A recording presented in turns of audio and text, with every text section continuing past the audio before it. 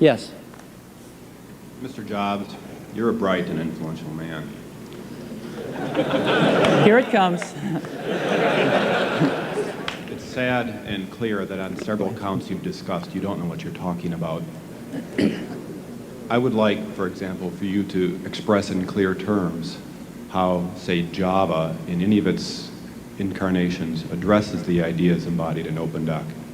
And when you're finished with that, perhaps you could tell us what you personally have been doing for the last 7 years.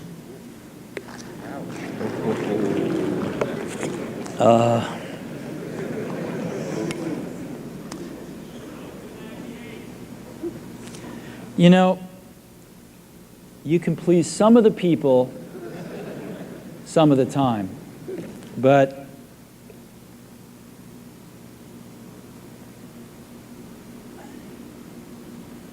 one of the hardest things when you're trying to affect change is that people like this gentleman are right in some areas. I'm sure that there are some things OpenDoc does, probably even more that I'm not familiar with, that nothing else out there does.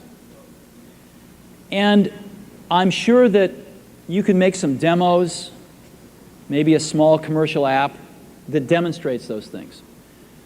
The hardest thing is, how does that fit in to a cohesive, larger vision that's going to allow you to sell $8 billion, $10 billion of product a year? And one of the things I've always found is that you've got to start with the customer experience and work backwards to the technology. You can't start with the technology and try to figure out where you're going to try to sell it. And I've made this mistake probably more than anybody else in this room. And I've got the scar tissue to prove it. And I know that it's the case. And as we have tried to come up with a strategy and a vision for Apple, it started with what incredible benefits can we give to the customer? Where can we take the customer?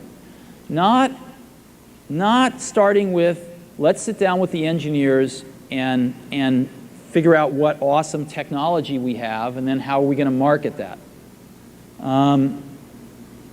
And I think that's the right path to take. I remember with the laser writer, we built the world's first small laser printers, you know, and there was awesome technology in that box. We had the first Canon cheap laser printing engine in the world, in the United States here at Apple. We had a very wonderful printer controller that we designed. We had Adobe's PostScript software in there. We had AppleTalk in there. Just awesome technology in the box. And I remember seeing the first printout come out of it and just picking it up and looking at it and thinking, you know, we can sell this. Because you don't have to know anything about what's in that box. All we have to do is hold this up and go, do you want this? And if you can remember back to 1984, before laser printers, it was pretty startling to see that. People went, whoa, yes. And that's where Apple's got to get back to.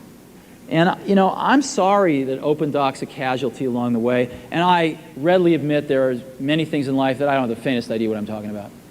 So I apologize for that too. But there's a whole lot of people working super, super hard right now at Apple. You know, Avi, John, Garino, Fred, I mean, the whole team is working, burning the midnight oil, trying to, and people, you know, hundreds of people below them, to execute on some of these things, and they're doing their best.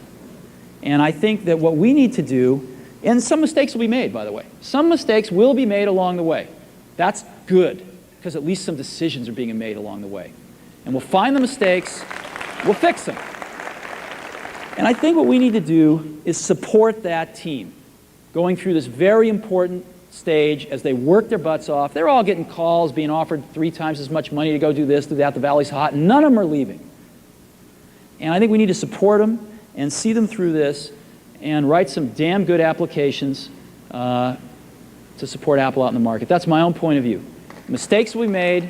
Some people will be pissed off. Some people will not know what they're talking about. But I think it is so much better than where things were not very long ago. And I think we're going to get there.